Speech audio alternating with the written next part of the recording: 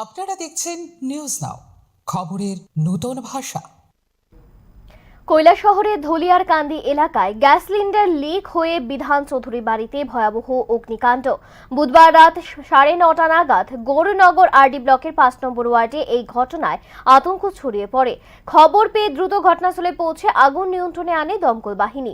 স্থানীয়রাও আগুন নিভানোর কাজে সহযোগিতা করেন। তবে অগ্নিকাণ্ডে বাড়ির বেশ কিছু অংশ ক্ষতিগ্রস্ত হয়েছে বলে জানা গেছে। ঘটনায় কোনো হতাহতের খবর নেই।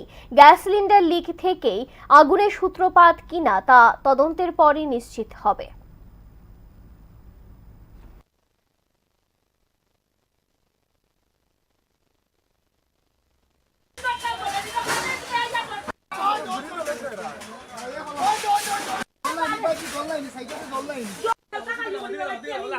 সিলিন্ডার বাস্ট হইয়া আগুন লাগিয়া কি আমার ঘর জ্বলে গেছে। এই জায়গাটার নাম কি?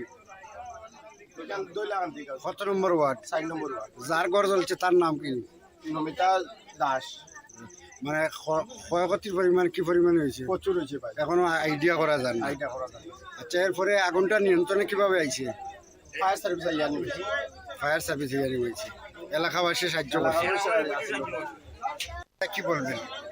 আমার কাছে হঠাৎ করে একটা ফোন গেছে, যাওয়ার সময় আমি ফায়ার সার্ভিসে দেখছি আমি প্রচন্ড ক্ষয়ক্ষতি হয়েছে। কয়েক লক্ষ টাকার ক্ষতি হয়েছে, ঘরটা জ্বলিয়া পুরা সাফার হয়েছে। তারা সাহায্য করে সরকারের